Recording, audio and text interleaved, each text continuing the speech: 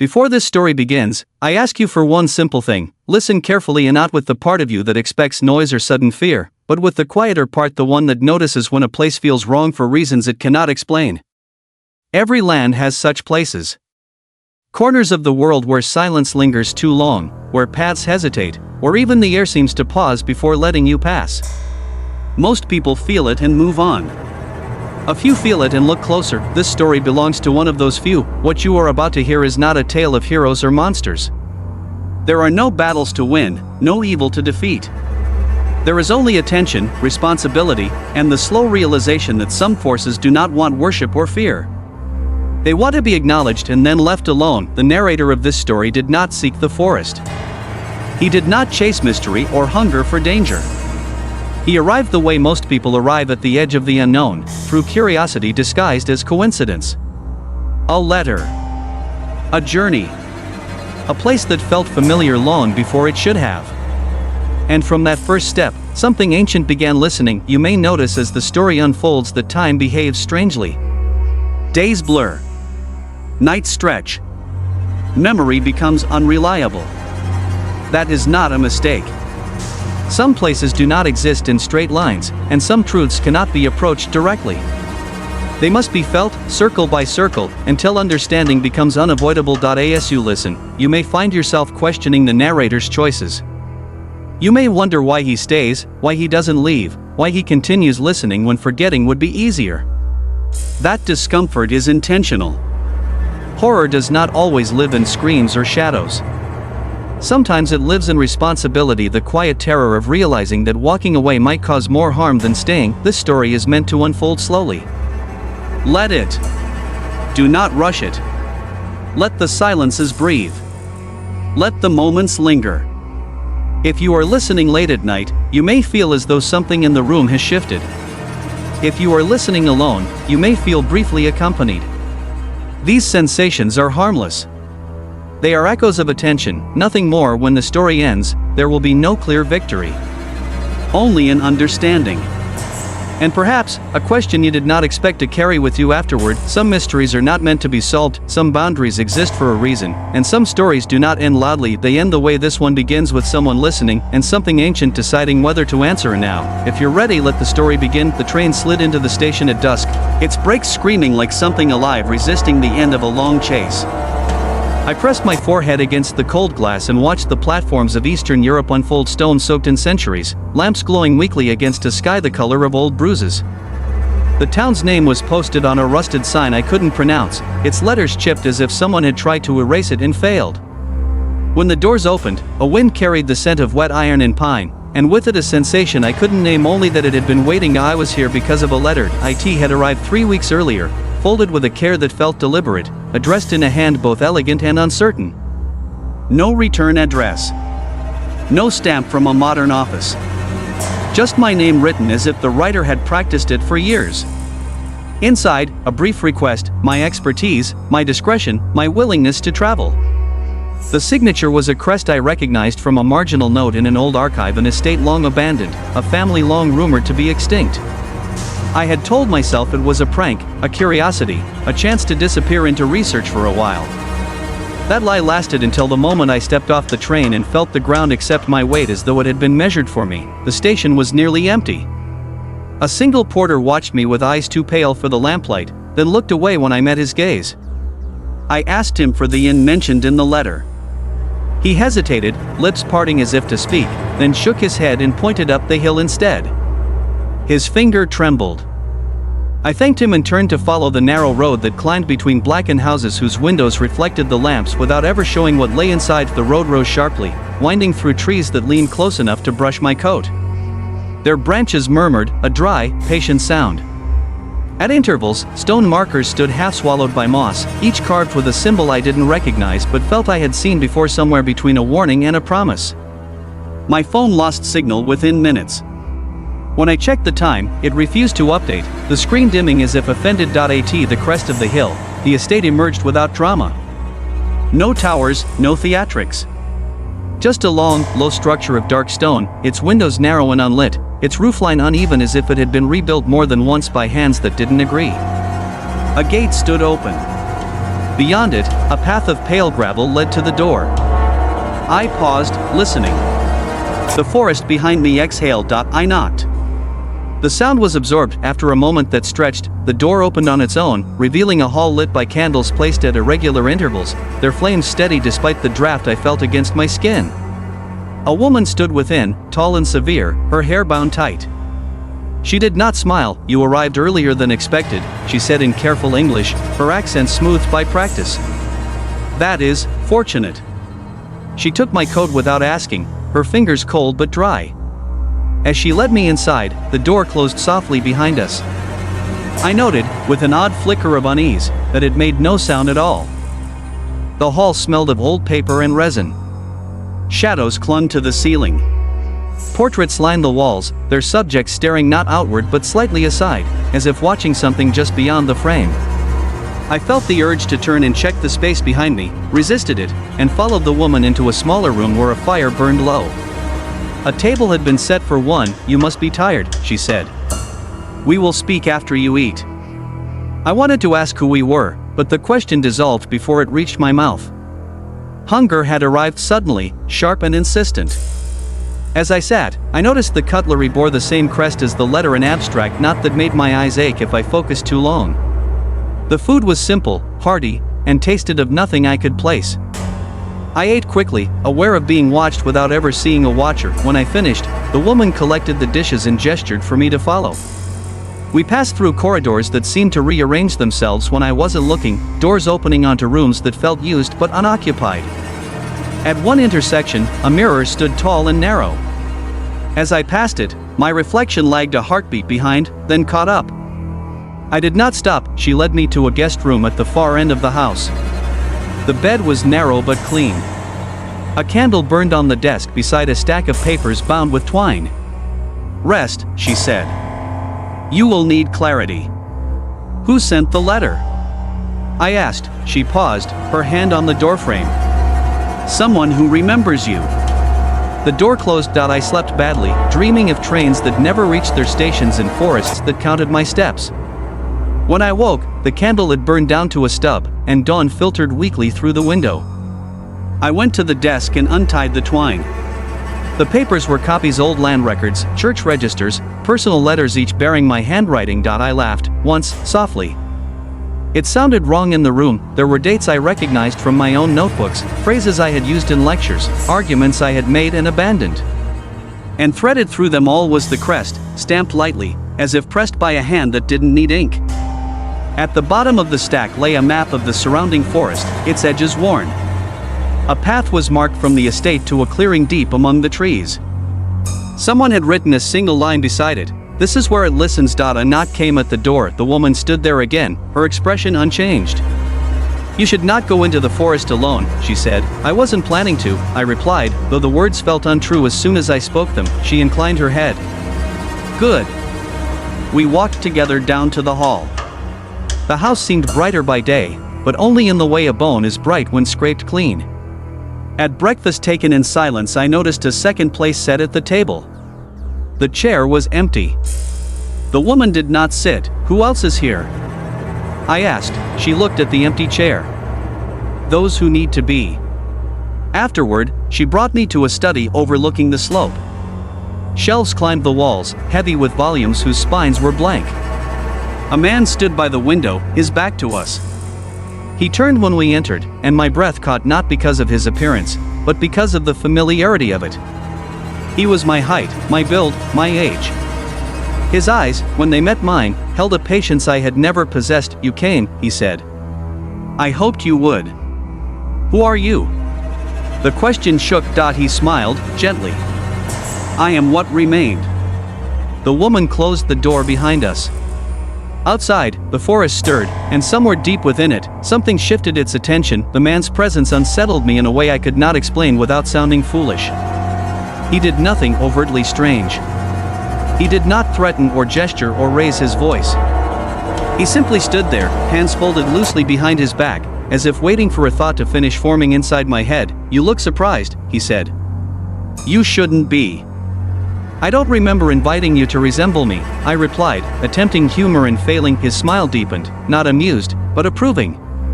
That's the first thing you notice. Good. Others notice the eyes first. Or the voice. The woman had positioned herself by the door again, silent, watchful. I suddenly became aware that I had not heard any sound from outside the house since waking. No birds. No wind. Not even the distant echo of the town below. You wrote the letter, I said to the man. Yes. Why? He turned toward the window. Beyond it, the forest lay perfectly still, like a painting abandoned halfway through a breath. Because the house needed you to return something. I've never been here before. He glanced back at me. That depends on how you define here. He moved to the desk and opened one of the blank-spined books. Inside were pages filled edge to edge with handwriting, mine again, recording observations I had never made, dates I had never lived through. Margins were crowded with corrections written in a tighter, more urgent hand that was not mine. These are drafts, he said. Attempts. Attempts at what? At telling the truth without being noticed. My throat tightened. And did it work? For a while. The woman finally spoke. You should walk today. Before the light changes. The forest? I asked. She nodded once. It will introduce itself properly. I was told not to go alone. You won't be, the man said. I'll go with you. I wanted to refuse. Every sensible instinct demanded it. But curiosity has always been my weakest discipline, and whatever force had drawn me here knew it. We left the house by a side door that opened directly onto the trees. There was no transition, no garden, no fence. One step in the forest accepted us. The ground was soft, layered with needles that muted our footsteps. The air felt heavier here, carrying a sweetness that bordered on rot. We walked without speaking for several minutes. I became aware of a rhythm beneath our movement, not quite sound, not quite sensation. It felt like being watched without eyes. You hear it, the man said. I feel something. That's closer to the truth. We reached a place where the trees thinned slightly. Not a clearing, more like a pause. Stones ringed the area, half buried, each marked with the same crest from the letter. I felt a pressure behind my eyes, memories stirring without images attached. What happened here? I asked. What always happens, he replied. Someone tried to leave without understanding what they were carrying. He knelt and brushed leaves from one of the stones. Beneath the moss was a name. My name. I stepped back, heart hammering. This is impossible. It's inconvenient, he corrected. Impossible implies a lack of precedent. The forest shifted, then not visibly, but in intent. The pressure increased, sharpening into something like a tension. I realized, with a sudden clarity that bordered on panic, that the forest was not focused on the man, it was focused on me. You left something here, he said gently. Not an object. A role. The hum deepened, vibrating through my chest. Images began to surface, uninvited nights spent researching rituals dismissed as folklore, footnotes I had skimmed past because they felt too personal, dreams of standing still while the world arranged itself around me. I don't want this, I said. No one does, he replied. At first. The woman's voice carried from somewhere behind us, though I could not see her. The light is changing. The forest darkened almost imperceptibly, as if a veil had been drawn across the sky. The stones seemed closer together now. The path back to the house was still there, but thinner, less certain. The man met my eyes. For the first time, I saw something like weariness in him. You can still walk away today, he said.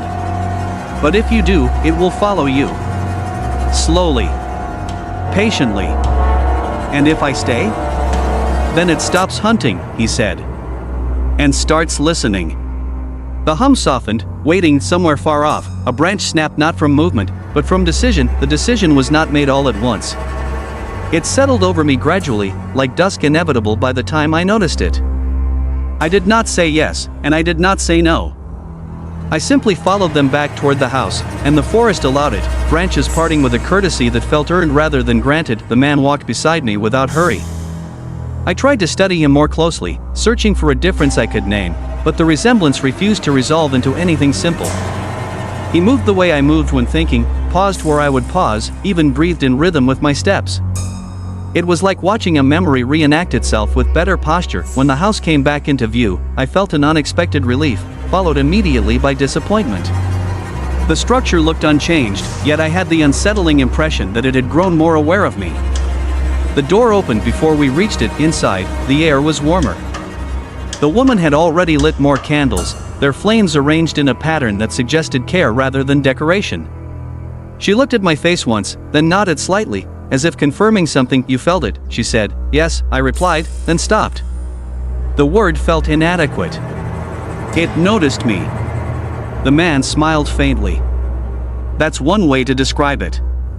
They led me to a different room this time, lower than the others, its ceiling supported by thick beams scarred with old marks.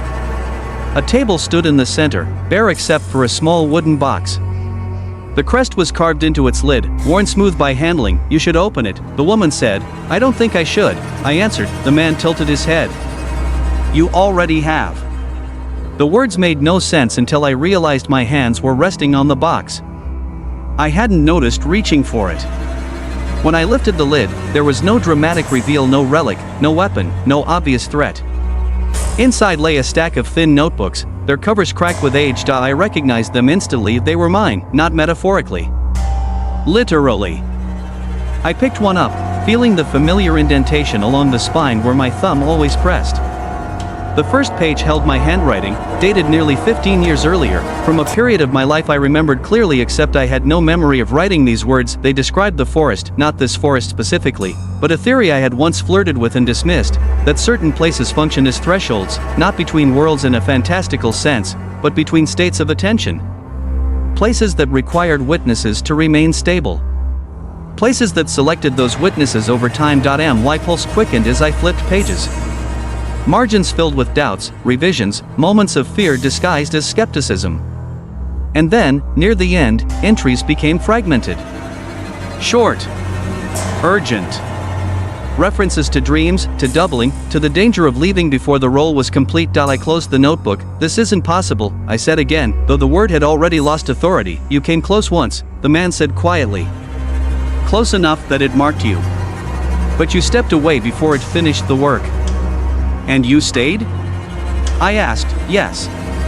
The simplicity of his answer frightened me more than any explanation could have. A night fell without ceremony. We ate again, though I could not remember tasting anything. The woman remained standing, her presence steady, almost structural, as if she were part of the house's design rather than its occupant. When I asked how long she had lived here, she considered the question. "Longer than necessary, longer than you would count," she said. Sleep came reluctantly. When it did, it carried me into a dream so lucid it felt imposed. I stood at the edge of the forest, watching figures approach along a path that did not exist by day. They walked slowly, heads bowed, each carrying something invisible but heavy. When they reached the stones, they stopped. None crossed. Instead, they turned their faces toward me, and I understood without being told that they were waiting for permission. I woke with my heart racing and the certainty that someone was standing beside the bed. It was the man. He did not startle when I sat up. "You're running out of time," he said softly. "For what?" "To choose whether you want to remember this later, or understand it now." From somewhere deep within the house, a low hum began, not loud, not urgent, but persistent. The sound was the same one I had felt in the forest, translated imperfectly into air outside. The trees answered. I did not answer him immediately. The hum filled the room the way fog fills a valley, slowly, without urgency, until resistance felt pointless. I lay back against the pillow and watched the shadows crawl along the ceiling beams, reshaping themselves into patterns that almost made sense. By morning, the house was awake before I was, not with sound, but with readiness. I found the woman in the kitchen, standing beside a window that looked out onto nothing I recognized. The slope beyond the glass had changed overnight. Trees stood where there had been open ground. Their trunks were closer together, their bark darker, as if the forest had taken a careful step forward while I slept. "You dreamed," she said without turning. "Yes." She nodded. "It means it's begun to remember you." I wanted to ask who she was, what her name might be, how long she had been guarding this place. But the question slid away from me, replaced by another, heavier one. What happens if I refuse? She finally turned to face me. Her eyes were calm, not unkind. but entirely without illusion. Then the remembering continues without your consent. The man joined us moments later, looking unchanged by sleep, as if rest were a habit he had given up long ago. He handed me my coat, worn in exactly the way I preferred, the lining creased where I always folded it. "You should see the village," he said, before it notices the shift. The path downhill felt steeper than before. Houses leaned inward, their windows shuttered despite the hour. A few villagers watched us pass, their expressions guarded but not surprised. An old woman made a sign I didn't recognize when she saw me. A child stared openly, then hid behind his mother's skirt. "They know," I murmured. "They feel," the man corrected. "Knowing comes later." In the square, a church stood with doors wide open. The bells were silent, but the air inside vibrated faintly, as if sound had recently passed through and left an imprint behind. I stepped inside without thinking. The temperature dropped immediately. Candles lined the altar, all unlit. At the center of the floor lay another stone smaller than those in the forest, but marked with the same crest.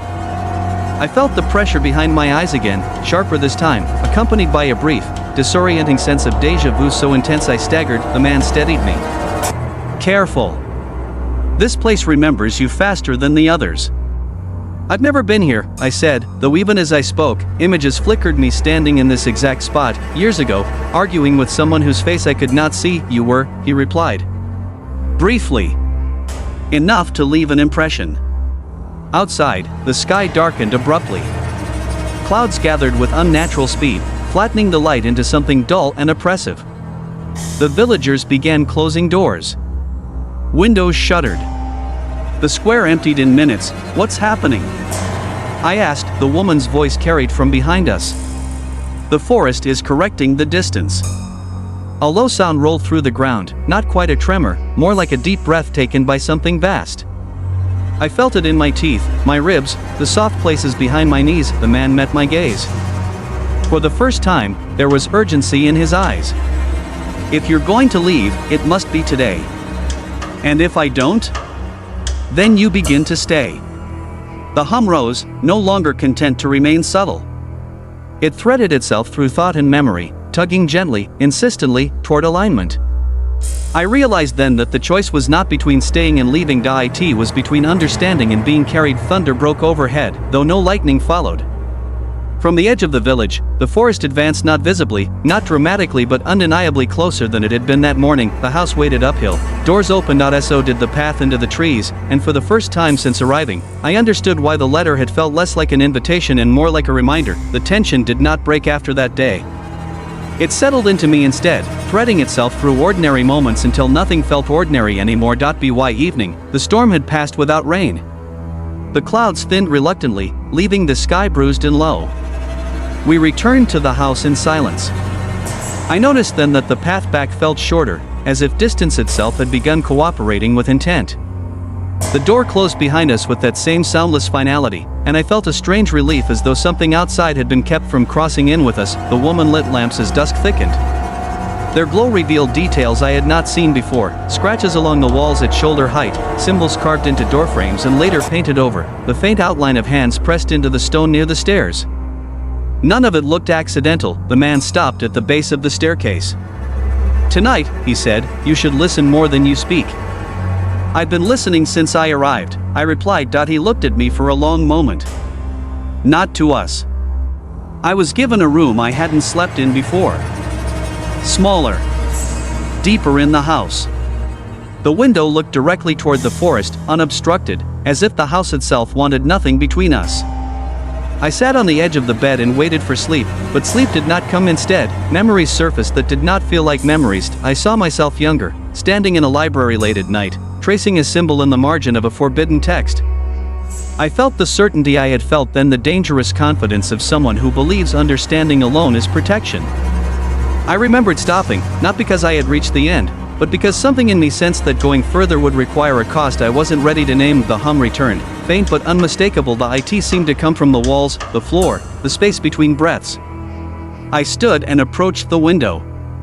The forest was not moving, yet it felt closer than ever, each tree distinct, alert. For the first time, I sensed recognition not as pressure, but as expectation. A soft knock sounded behind me. The man entered without waiting. He carried one of the notebooks from the box. He did not sit. "You always reach this point," he said. "Every time." "How many times?" I asked. "Enough that the pattern learned you." He opened the notebook and read aloud, his voice steady. The words were mine, written years before I knew this place existed. They spoke of balance, of thresholds that required continuity, of the danger of abandoning a post once assumed. "I left because I was afraid," I said. "You left because you were human," he replied. "So was I." I turned to face him. "Then why are you still here?" His expression softened, not with sadness, but with acceptance. "Because someone had to finish listening." The house creaked, then not from age, but from adjustment. Somewhere below us, a door opened that I had not seen before. The hum deepened, resolving into something almost like a rhythm. The woman's voice rose from the lower floor, calm but insistent. "It's time." We descended together. The air grew cooler with each step. At the bottom of the stairs was a passage I was certain had not existed before, its walls rough, unadorned, carved directly from the earth beneath the house. The smell of soil and old water filled my lungs. At the end of the passage lay a chamber, circular and spare. No furniture. No markings. Only the crest etched into the floor, larger than I had ever seen it, its lines worn smooth by countless crossings. "This is where you stopped," the man said, "and where you continued." "Yes." The hum intensified, no longer content to remain in the background. It pressed into thought, loosening boundaries I relied on. I felt the forest not as something external, but as a presence extended inward, patient, immense. "What happens if I step into it?" I asked. The woman met my eyes. "You begin to remember everything you tried to forget." "And if I don't?" "Then it will come closer," she said simply. "Until remembering is no longer optional." I looked down at the symbol beneath my feet. A strange calm settled over me, not courage, not surrender, but recognition. This was not a trap. It was a continuation. The hum steadied, waiting, and for the first time since the letter arrived, I understood that whatever I chose next would not end the story. It would anchor it. The chamber did not react when I stepped forward. That, more than anything else, unsettled me. I had expected resistance, heat, cold, pain, some visible sign that a line had been crossed.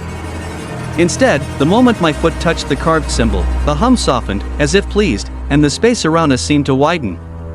The walls did not move, yet I felt farther from them, like standing at the center of a vast field disguised as a room. The man exhaled slowly behind me. Not relief. Something closer to resignation. "You feel it now," he said. I nodded. Words were becoming difficult, not because my throat tightened, but because meaning no longer sat neatly inside them.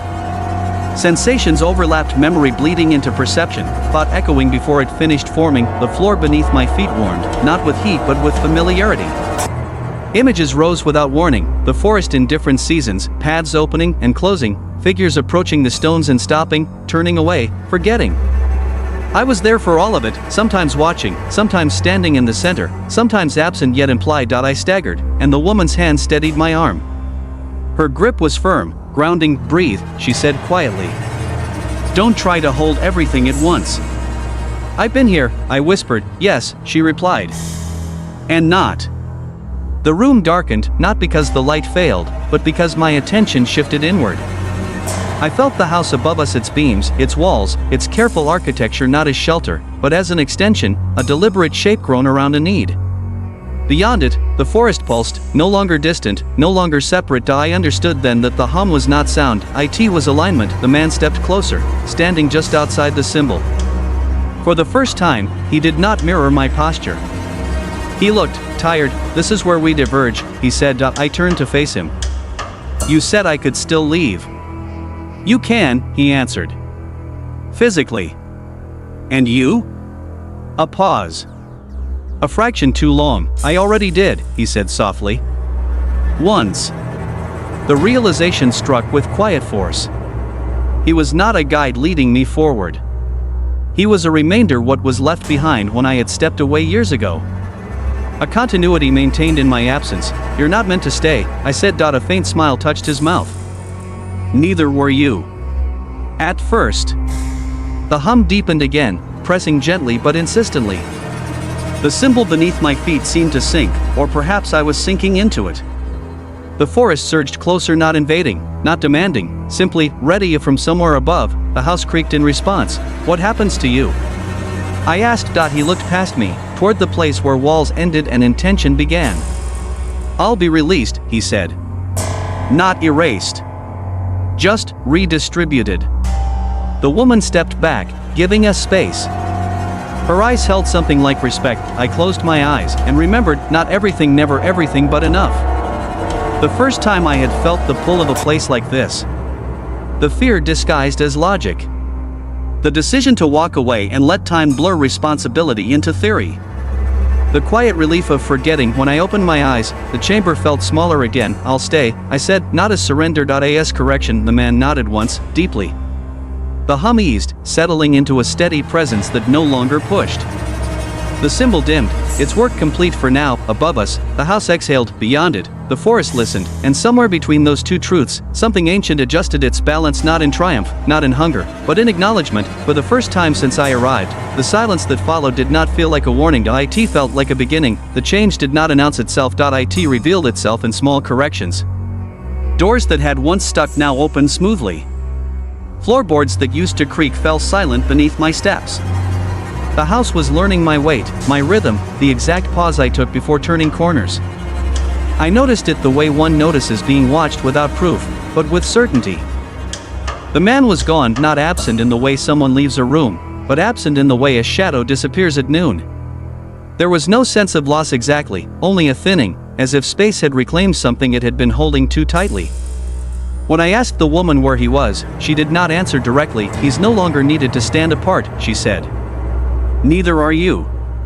That night, I did not sleep. I lay awake, listening not with my ears, but with the strange new awareness that had settled into me.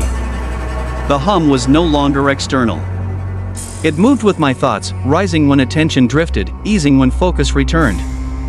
I realized with a quiet shock that I could influence it, not command it, but guide it, the way one guides breath without owning it. Near dawn, I felt the first pull, not toward the forest, away from it. The sensation was subtle but unmistakable, like tension building in a muscle that had been relaxed too long. I dressed and stepped into the corridor. The house responded immediately, lamps flaring softly, doors opening in sequence. The woman appeared at the far end. "Already awake, you felt it," she said. "Yes." She studied me carefully. "Then it has begun." We walked out together into the early light. The forest stood exactly where it had the day before, but its presence had shifted. It no longer leaned inward. It waited outward. At the edge of the trees, beyond the stones, something stirred, not movement, but intent, traveling along paths that had not been used in a long time. "People are coming," I said. She nodded. "They always do, once balance settles. Curiosity follows stability." As if summoned by the thought, a figure appeared on the road below the hill, a man, walking slowly, stopping often, as if uncertain he was meant to be there. I felt him before I saw him, the way one feels a question forming. "He won't cross the stones," she said calmly. "How do you know?" "Because you're here." The man reached the edge of the village and stopped. He looked around, confused, checking a map he no longer trusted. After a long moment, he turned back the way he had come, unease following him like a shadow that could not quite keep up. The hum softened. I understood then that my role was not to guard the forest from intrusion. It was to remind the world, quietly, where it should hesitate. The realization carried weight but not dread. The fear that had once driven me away had burned itself out, replaced by something steadier. Responsibility, yes, but also clarity. The forest did not want obedience. It wanted attention. That evening, as the sun slipped behind the trees, I stood at the threshold between house and forest and felt the boundaries settle, not as a wall, but as an agreement. I did not feel trapped. I felt placed, and somewhere deep among the roots and paths, something ancient shifted its focus, not to watch me, but to watch with me. For the first time, I did not look away. The days that followed lost their edges. Time did not disappear, but it loosened, stretching and folding in ways that made counting feel unnecessary. Morning still arrived, light still shifted, night still fell, but none of it demanded acknowledgement the way it used to. The house and the forest moved in quiet coordination now, and I existed in the space between them with a growing sense of familiarity that was both comforting and unsettling. I began to notice the visitors before they reached the boundary, not faces, not bodies. Intent. It came like a ripple through the hum, a subtle disturbance that told me someone, somewhere, had stepped too close to a question they weren't ready to answer. When that happened, the forest adjusted. Paths blurred. Landmarks lost certainty. Compasses hesitated. And most of the time, that was enough, but not always. One evening, as mist gathered low among the trees, I felt a pull stronger than the others. Sharper. Focused.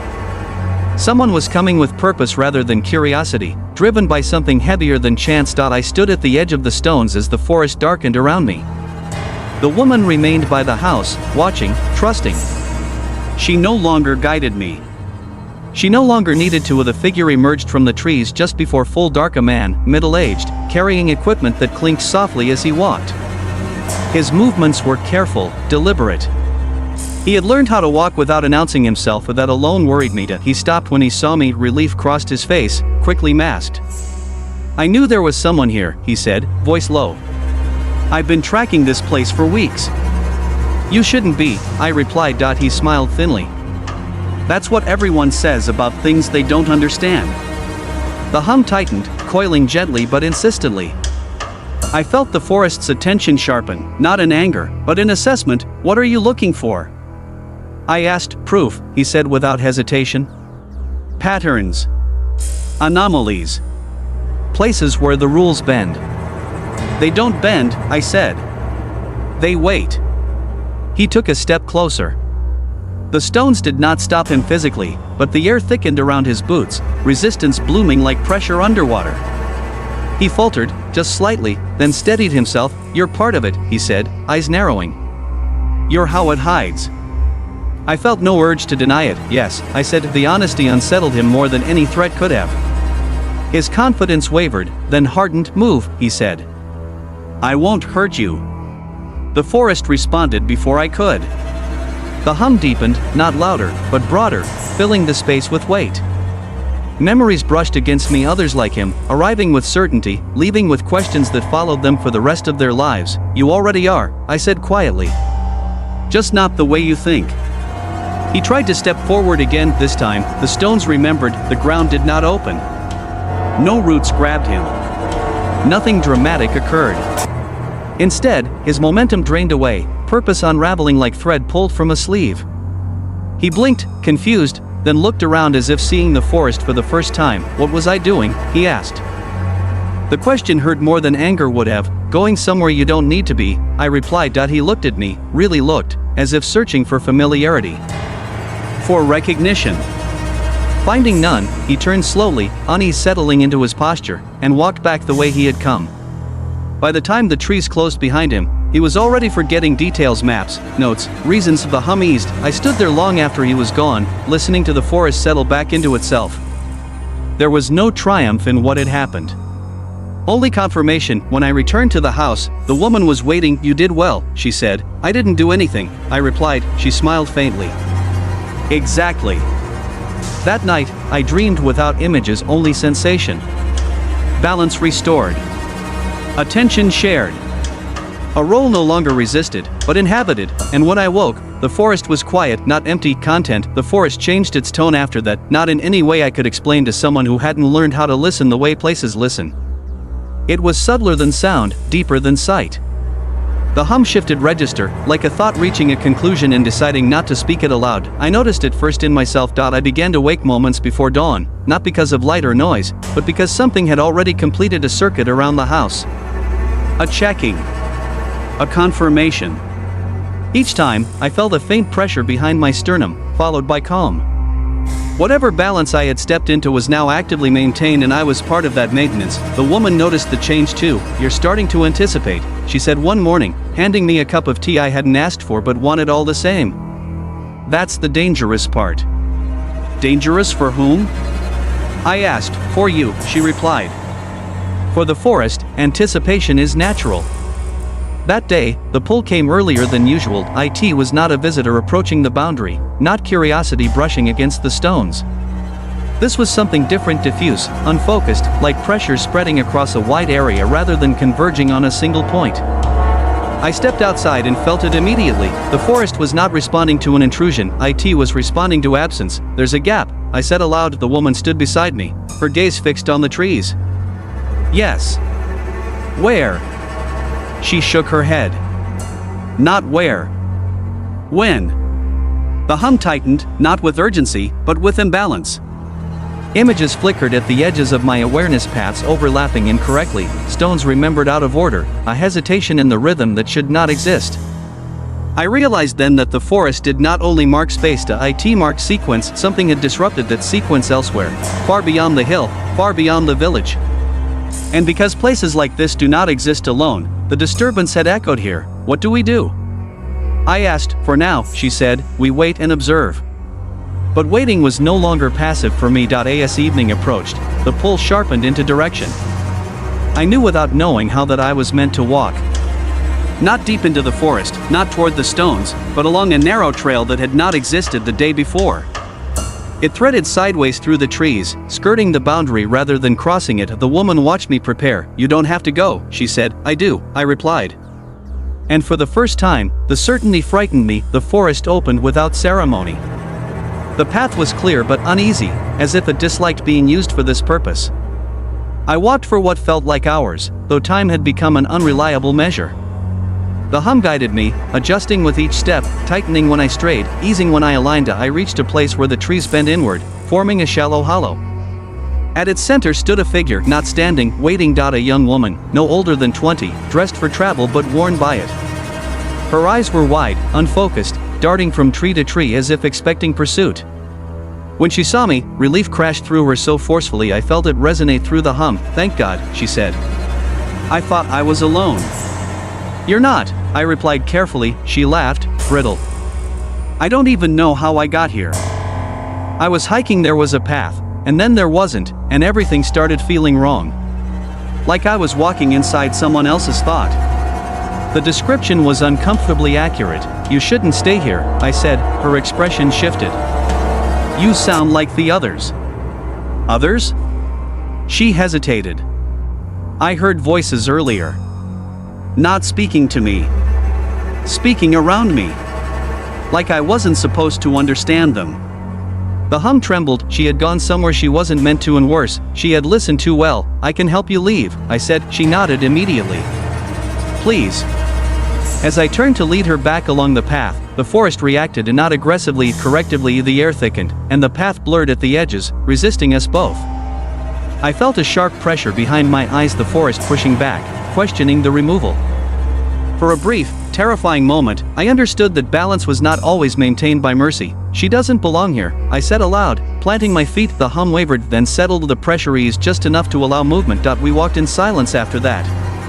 The woman clung to my arm without realizing it, her grip tightening whenever the forest shifted. When the house finally came into view, she sobbed, not loudly, not dramatically, but with the exhausted relief of someone released from an invisible weight. At the edge of the stones, she stopped. I don't think I'll remember this, she said suddenly. No, I replied. You won't.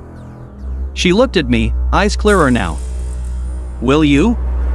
I did not answer. When she crossed the boundary, the forest let her go completely. By the time she reached the road below, her steps were lighter, her posture unburdened.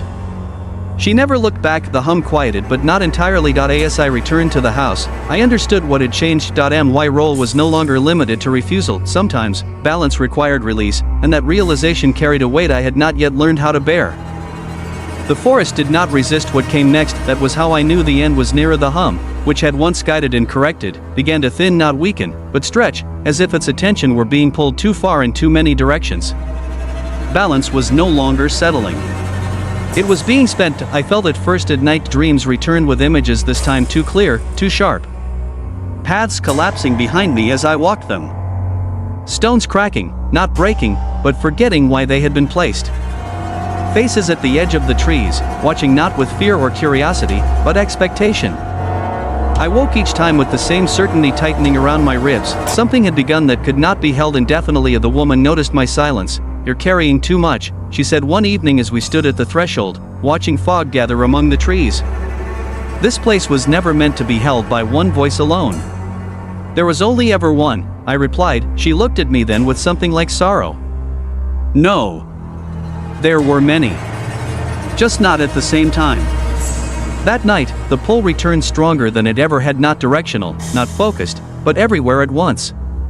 The forest was no longer listening through me, it was listening past me. I stepped into the trees without thinking. The stones did not stop me. They did not slow me. They did not remember me at all. A panic rose, not loud, not dramatic, but cold and precise. The worst kind of the forest had begun to let go. I walked deeper than I ever had, guided not by the hum, but by absence. The deeper I went, the quieter it became, until even my thoughts felt distant. I reached a clearing I did not recognize, a hollow where the air pressed inward, heavy with unfinished intention, and there, at its center, stood the man, not as he had been, not whole. He looked at me with eyes that no longer mirrored mine. They were empty, not hollow, but complete, as if he had already given everything he was meant to give. You stayed too long, he said gently. I replied. I stayed because you couldn't. He shook his head. I stayed so you wouldn't have to. Understanding struck with brutal clarity. The role was never meant to be permanent. Attention was meant to pass, like breath, like seasons. By holding it alone, by correcting too much, by choosing balance every time it demanded sacrifice, I had thinned the boundary instead of strengthening it. You became the anchor, he said. And anchors don't move.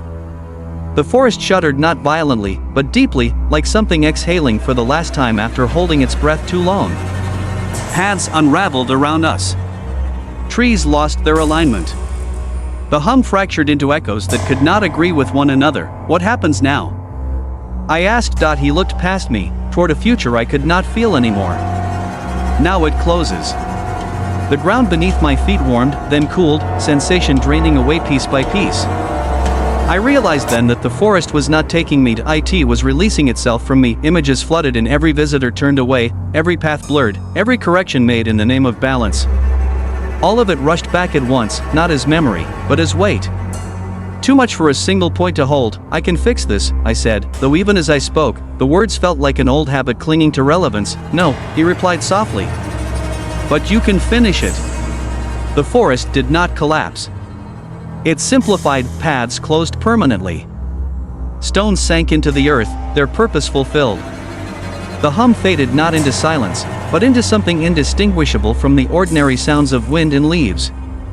Mystery did not vanish. It dispersed. When the light finally returned, I was lying at the edge of the trees, dawn breaking over a forest that looked normal. Just trees. Just ground. Just distance. The house was gone and the hill was emptied. I stood, unsteady, and walked down toward the village. People moved about their morning routines, unaware of how close they had once been to a question with no answer. No one looked at me twice. By the time I reached the road, my name felt unfamiliar. Weeks later, perhaps months, I would wake in unfamiliar places with the sensation of having forgotten something important. Sometimes I would stop walking mid-step, struck by the urge to listen for something that never came. Other times, I would dream of a forest that no longer needed me. The world went on. That was the tragedy, not that something evil was destroyed, but that something ancient, careful, and listening had finally learned to let go and took the last person who understood it with them, not in death, but in forgetting. And somewhere, where paths once hesitated, the earth rests quietly now, balanced not by attention, but by absence. The world did not notice the ending. That was the strange mercy of its seasons. Continued to turn with the same quiet confidence they always had. Forests grew and thinned, paths formed and vanished, villages aged without remembering what had once leaned so closely against them. People still felt unease in certain places, an instinctive pause, a sudden desire to turn back, but they called it imagination, fatigue, whether. No one named it what it was. Sometimes, in the early hours before dawn, a traveler would wake with the certainty that they had been listening to something moments before. Not a voice. Not a sound. Just a presence that had held their attention gently, like a hand resting on the back of the mind. By the time they sat up, the feeling would already be fading. They never chased it, and that was enough. The forest remained, though it no longer gathered itself around meaning. Trees stood where trees should stand. Stones sank into earth and became what stones are meant to be when they are no longer asked to remember. Birds nested without hesitation.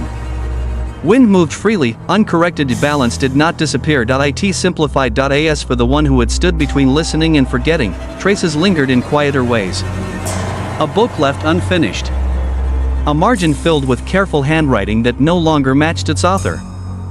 A recurring dream shared by strangers who would never meet, of standing at the edge of something vast and choosing, without fear, to step away. If there was loss, it lived only in the space between what once required attention and what now rested on its own, and if there was a warning, it was gentle. Some places do not want to be conquered, some mysteries do not want answers, they only ask, for a time, to be noticed. Then, when they are ready, they let go, and the world, mercifully unaware, continues. On balance, not by watchers, but by the quiet agreement to look away.